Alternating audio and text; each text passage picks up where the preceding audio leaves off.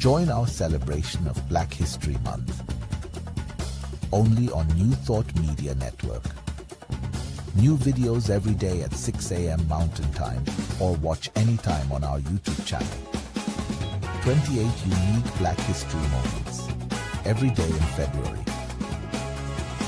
Only on New Thought Media Network. Well, happy day to you. I'm Reverend Sunshine Michelle Coleman, the spiritual director of the Oakland Center for Spiritual Living, and I'm pleased to present to you today this Black History moment about Reverend CAROLYN Jolly Douglas. She moved from Memphis, Tennessee to California with her two children in 1985 and has had such an active and engaged time here in California and in the Centers for Spiritual Living family. She was a longtime member of the Alpha Kappa Alpha sorority. She had a bachelor's of science in natural science, and she worked in the VA hospital as a cancer researcher. She later received a master's degree in environmental management, and then she went to work for the Environmental Protection Agency, the EPA, trying to secure funding for the Navajo Nation and other American tribes to support cleanup of their native environment. She was concerned about equity and justice and diversity and freedom.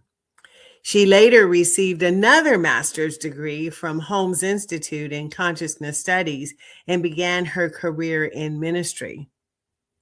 When she got here to California, she came to the First Church of Religious Science of Oakland, also known as Oakland Center for Spiritual Living, where I am now.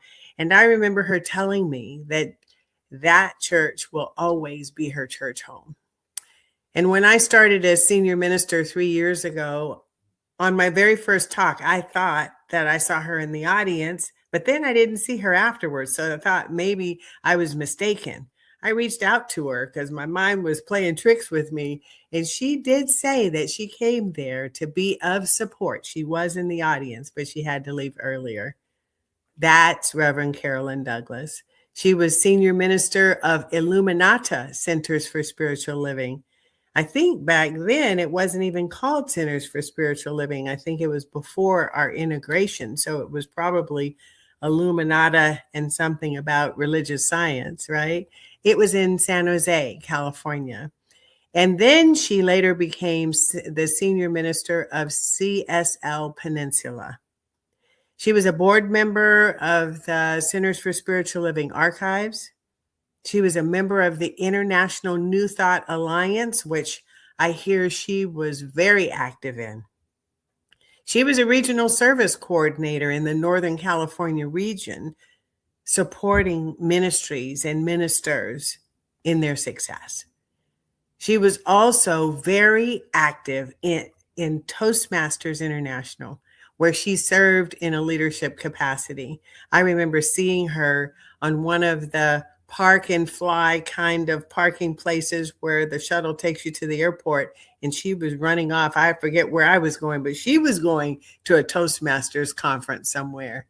She was very engaged and she liked to get around. She enjoyed conferences like the Parliament of the World's Religions. I believe she was in Australia, certainly in Utah, and probably others knowing her, and all related conferences and Centers for Spiritual Living. She attended as many as she could. And she also attended Celebrating Our Soul at Unity Village in Missouri. And I believe she even may have joined one of the committees or one of the groups that organized there. She was always striving and reaching for the more of life to express, learn, and grow. Somehow she maintained her Southern drawl, even though she was in California for quite some time.